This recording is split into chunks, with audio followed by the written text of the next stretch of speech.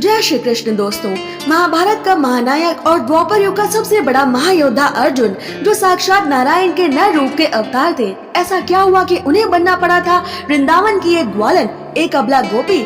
जानेंगे पूरा रहस्य आज की वीडियो में। दोस्तों, महाभारत युद्ध खत्म होने के बाद एक बार द्वारका आए अर्जुन ने भगवान श्री कृष्ण से कहा कि माधव, मैं वृंदावन के प्रेम को समझना चाहता हूँ, मैं आपकी गोपियों के प्रेम को समझना चाहता हूँ, मैं श्रीमती राधा रानी की दया को समझना चाहता हूँ। जिस पर श्री कृष्ण ने अर्जुन से कहा कि ये एक असंभव और गोपनीय विषय है, इसे जानने और समझने का अधिकार सबको नहीं है। अर्जुन, तुम नहीं समझ सकते कि गोपियों, ब्रज और राधा का प्रेम क्या है, पर यदि तुम समझना चाहते हो तो तुम योग माया पूर्णमासी देवी के पास जाकर उनसे प्रार्थना करो।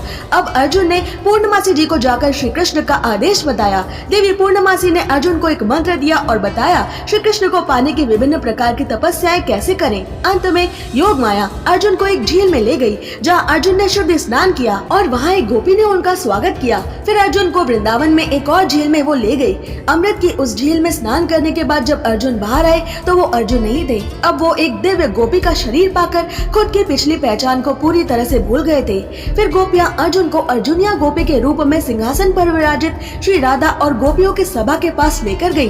गोपियों ने उनसे पूछा कि वो कौन है, कहाँ से आई है, पर अर्जुनिया गोपी ने बस यही कहा कि वो कुछ नहीं जानती। अब गोपियों ने अर्जुन को श्री कृष्ण को खुश करने वाले गुप्त मंत्रों का उच्चारण सिखाया। अब अर्जुन श्री राधा से मिले। उनका प्रेम व करुणा देख वो उनके चरणों में गिरकर खुद को उन्हें समर्पित कर देते हैं। अब श्री राधा सिद्ध गोपी अर्जुनिया को निकुंज में ले जाकर श्री कृष्ण को समर्पित कर देती हैं। अब कुंज में सभी गोपियों संग श्री कृष्ण के महारास में अर्जुन भी भाग लेते हैं और गोपियों का प्रेम महसूस करके आंसू बहाने लगते हैं। प्रेम के इस सागर की गहराइयों में वो डूबते ही चले जा रहे थे।